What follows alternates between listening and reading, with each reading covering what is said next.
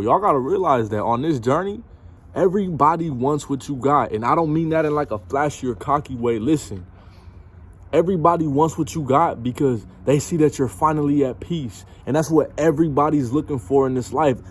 Everybody's lost out here, bro. Like, everybody's lost.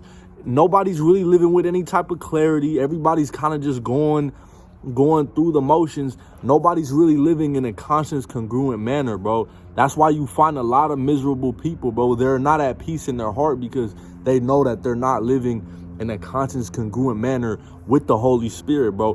God speaks to everybody, but very few hear his voice because they have no clarity. Because the reason why most people don't have clarity is because they drown themselves in vices,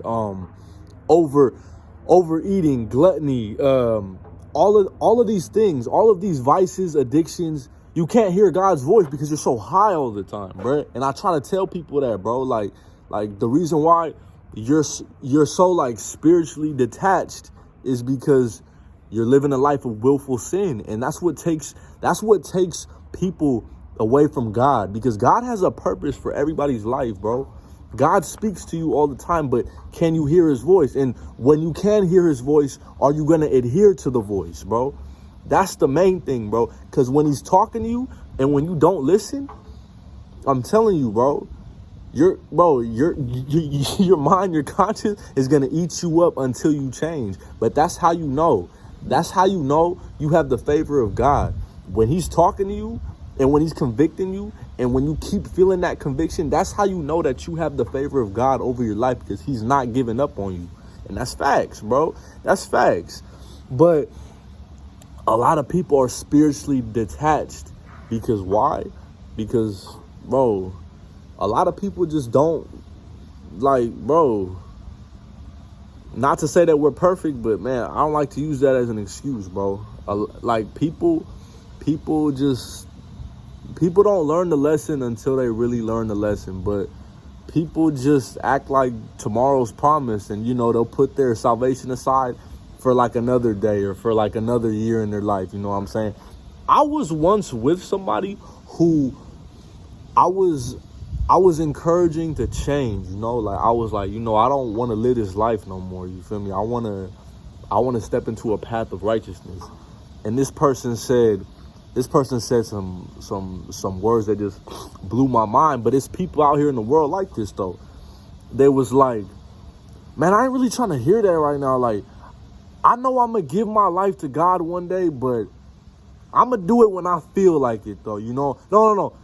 No, they didn't say that, but they was like, I'm going to do it when I feel called to. Everybody feels called, bruh. Everybody knows that's what they're supposed to do in this life. Everybody knows it. It's the undeniable truth. See, what a lot of people do is they live their truth. But the truth is in your heart, and it's telling you to change. But a lot of people are just selfish. A lot of people are selfish.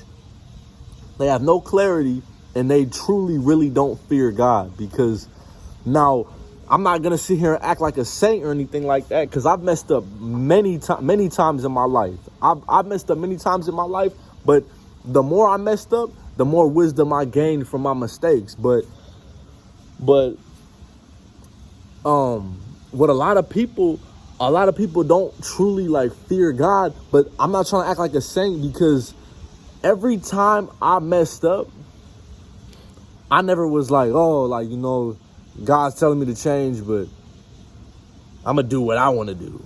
I feel like that's what a lot of people do. They be like, oh, you know, I'm gonna just do what I want to do. Like, you know, like, I want to smoke, you know, like I worked 8 hours, you know, I ain't trying to hear that. I'm about to hit this blunt, like da.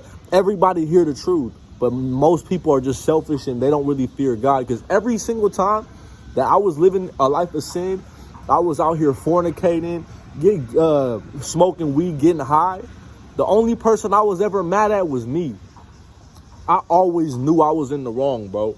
I always knew I was in the wrong. I was feeling convicted. I was feeling guilt, shame, you name it, bro. I was at the bottom of the frequency chart, bro. I was just vibing real low because I knew I was wrong. I had guilt. I had shame. I felt horrible, bro, because I knew I wasn't aligned with the person that God was trying to call me to be, bro. I'm telling you, when God convicts you, bro, when God disciplines you, bro, that is the highest form of love, bro. When God is trying to hold you accountable, trying to wake you up, you should look at that as love, bro. God convicts you. He's not calling you out. He's calling you up, bro. I'm telling you. God convicts I'm telling you, God convicts the people who he favors. Like, don't misconstrue the message, you know what I'm saying? God convicts all of us. But what happens though is once God keeps convicting you, and you just keep, like I just said, people that just, I'm gonna just do what I want. Once God keeps doing that, and when you don't listen, he's gonna give you over to a reprobate mind. So when you just keep choosing to do these certain things, to partake in these certain addictions or vices, he's gonna just let you he's gonna let you do what you do. For real. And I came to a point in my life where that happened to me, where I felt disconnected from God for about 1.5 years. Why did I feel so disconnected from God? One, because I was in a relationship with someone who he warned me many times. He said, I'm not supposed to be with this person, but I stayed with that person.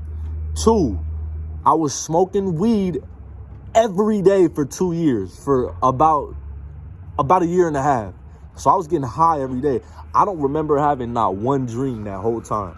So I was getting high, and I was with a Jezebel, straight up, bro. Those are I was spirit. I didn't feel God I didn't feel God's presence in my life at all, bro. So, but all of that made me into the person I am today. It was all a realization process, bro. Like I had to step into some type of adversity that I caused upon myself because I was ignorant. But it really brought me into a self-actualization process, bro, to where I found out who I was through certain things in my life I brought upon myself. So what I'm basically trying to tell y'all is, people in this life, bro, why do you think that when somebody gives their life to Christ, and when somebody's trying to live a life of righteousness, why do you think that people hate on that, bro? People are like praying on your downfall, hoping you go back into your old ways. Why do you think people do that? Because they see that your life is at peace, and they see you happy, you live in a righteous, peaceful life. That's what they want, bro. Everybody wants peace and love at the end of the day, bro. All this materialistic stuff, everybody knows that's not the root to their problems, but they see you peaceful, living a happy, content life without all of that stuff, they're going to feel some type of way. That's why when you try to live a life for God, and when people see you just peaceful, bro, they're going to feel some type of way about that, bro. Straight up, bro. Because everybody's looking for that at the end of the day, man. You can't tell me otherwise, bro. But let them hate, though. It is what it is. We moving up for the kingdom, bro. And we spreading this, bro.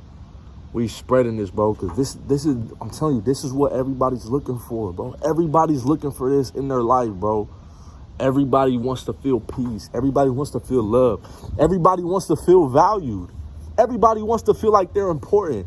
But when you get that validation from God, and you know who you are, can't nobody tell you nothing, bruh. Nobody can tell you anything.